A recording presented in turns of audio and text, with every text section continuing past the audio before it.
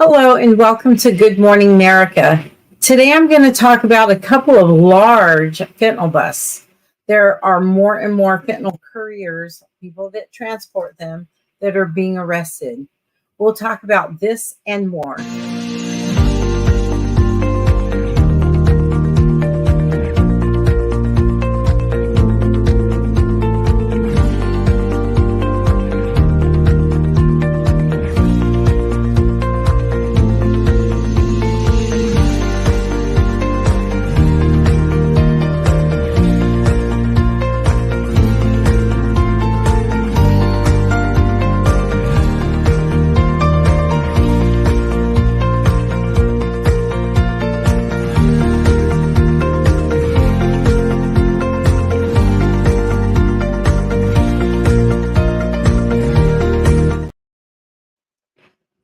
Hi, we're going to talk about a large bust that happened, and it was about 85 pounds of fentanyl that was found in a traffic stop on the I-40 in Tennessee. This car was traveling from Texas to North Carolina. This huge fentanyl bust saved tens of thousands of lives. I can only imagine how relieved the people in North Carolina are. The people from Tennessee are so glad that their police force and well-trained canine was on their A game that day. Let me tell you, if it weren't for this cop and their canine, it could have been way worse. A major drug bust in West Tennessee took millions of dollars of drugs off the streets. Thank you for joining us tonight. I'm Joe Birch. And I'm Joyce Peterson, in for Joy Redmond this evening. The West Tennessee Violent Crime and Drug Task Force discovered 85 pounds of fentanyl during a traffic stop on I-40 in Haywood County. And Action News 5's Travarius Haywood is live now with how one canine officer cracked this case. T-Wood? Good evening, Joe and Joyce. $1 million is what law enforcement says the wholesale value is, but the street value of that fentanyl that law enforcement seized off I-40, could be worth 10 times that. Now, I spoke to one person who lives in Brownsville who says the amount of drugs moving through the area is flat out ridiculous. I think it's a horrible problem, statewide, countrywide. It's just something that has gotten out of hand. He's talking about the drugs coming through his community. Longtime Brownsville resident James L. Kendrick says he's tired of living on a drug pipeline. Sunday, 85 pounds of fentanyl was seized during a traffic stop on I-40 in Haywood County. I appreciate what's being done, but we haven't reached the point yet to where we have it anywhere near under control. That traffic stop was one of several this year coordinated by the West Tennessee Drug Task Force. I want to say approximately on the interstate, I'm going to say approximately 10. It's not a common, an everyday occurrence, but it is a regular occurrence. The officer who conducted the traffic stop suspected something wasn't right, but it was K9 Althena who sniffed out the fentanyl that was hidden in fertilizer bags and a tent.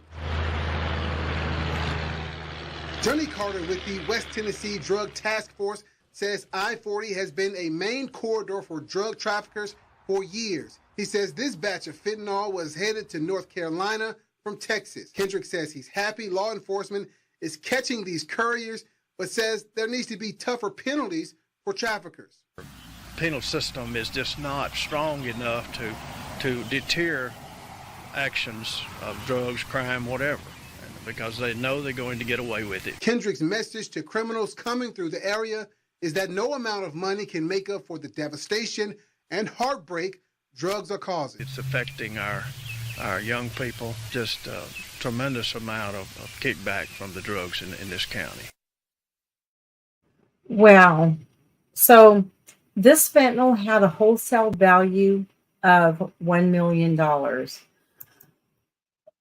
This retail street value, I think he was saying that he valued it at $10 million.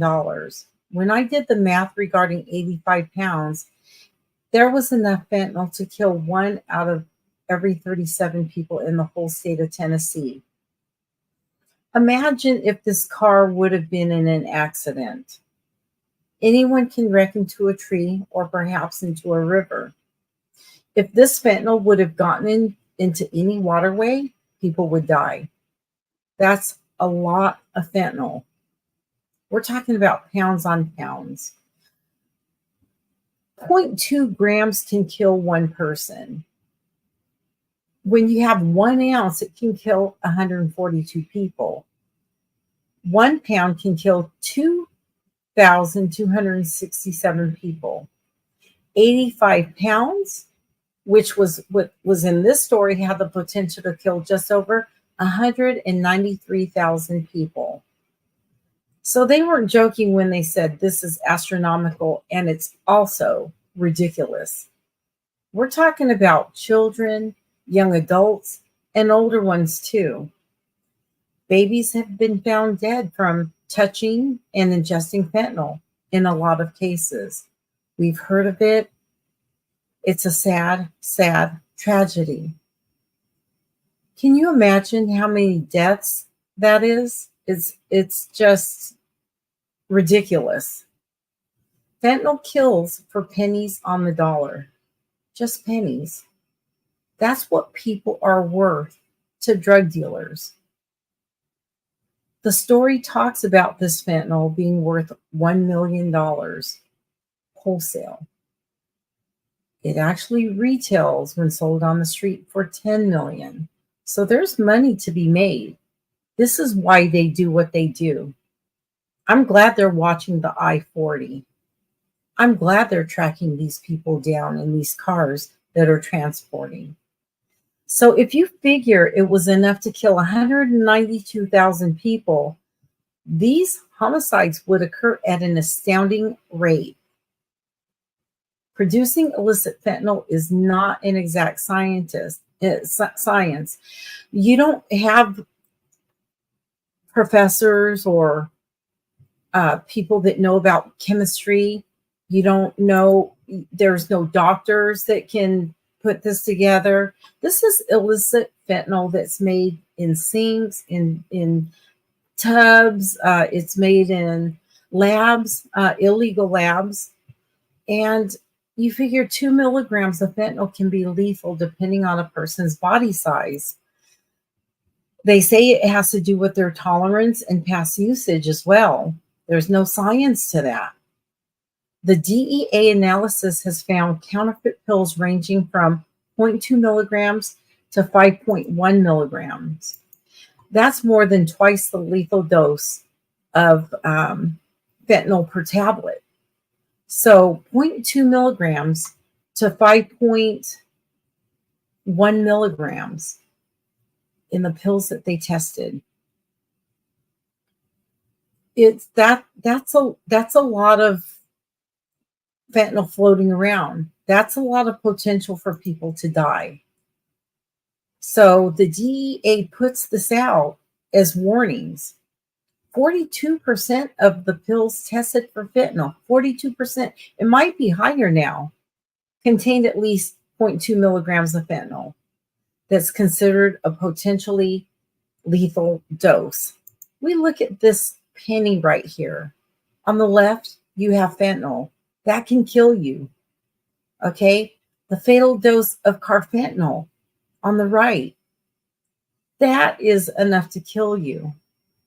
0.2 milligrams of fentanyl is equal to 10 to 15 grains of table salt. Thank goodness that this officer followed his intuition and his trusty canine was able to sniff out all the fentanyl past all that manure. That's a good nose. I'm just glad that it never made it to North Carolina. I'm glad that lives were saved. I hope these people get a lot of time. They need to be in prison.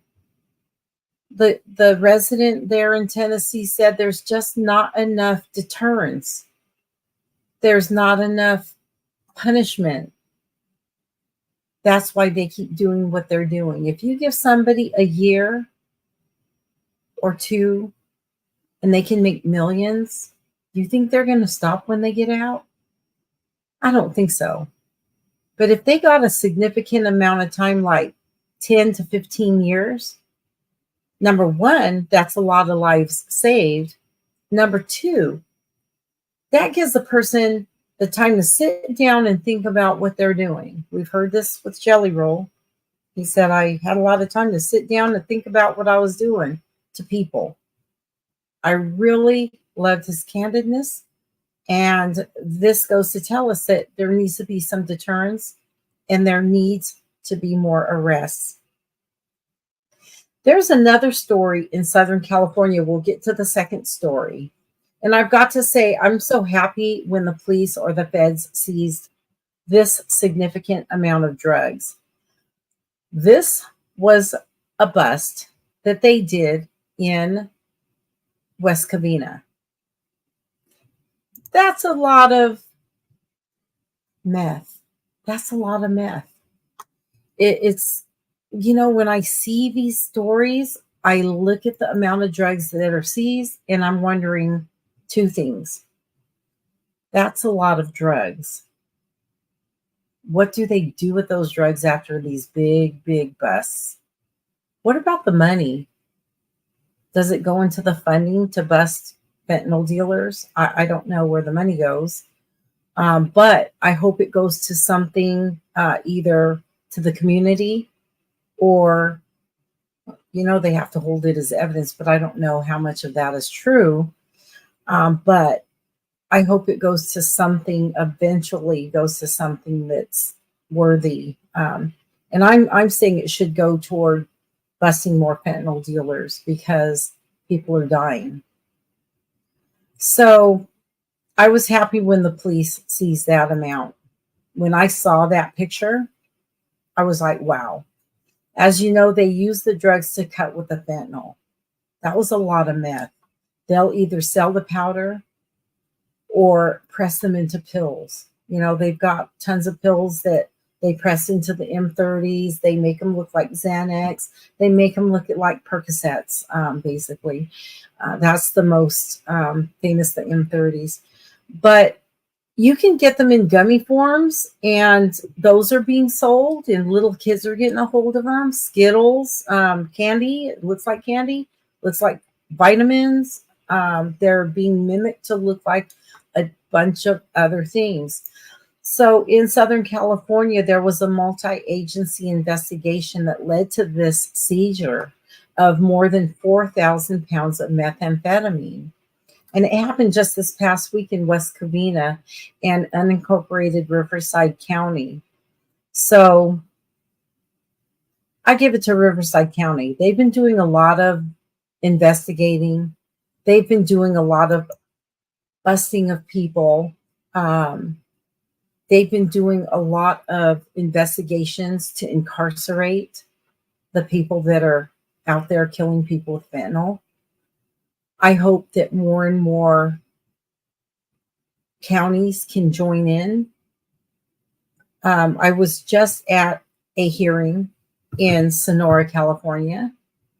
This person got some time for transporting, not enough time, in my opinion, considering she had killed a lot of people. And it's just a matter of time before that is compounded to the time that she's serving now. That's my hope.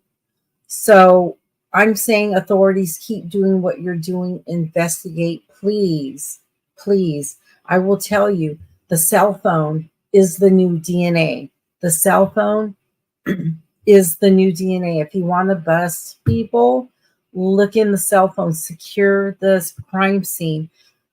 Everything that's on the person's body, keep it on their body. Don't give it to the parents. Don't give it to the next of kin. You keep everything together until the full investigation is done. That is the only way you're going to get people off the street, is to give them a significant amount of time in prison so they can sit down and think about what they're doing and how many people they are killing. Fentanyl is deadly. They know it. We all know it. Most of us know it. We're trying to educate as many people as we can. And I think that the moms out there that have been affected by fentanyl are doing a very effective job. So keep doing what you're doing. Investigators, keep doing what you're doing. Police officers, please keep doing what you're doing. Secure that scene. Treat it like a homicide. Get the people off the street, and more lives would be saved. Next week, we'll be talking to a woman who lost her son in Washington State. He was very young. She is fighting fentanyl in Mexico. She is in Mexico, and she's doing a very, very good job representing her son and talking about what happened to him. We are going to talk to her, listen to her story, listen to her journey and what she's doing to heal and how she's helping the community. So we will see that next time here on Good Morning America. We'll see you then.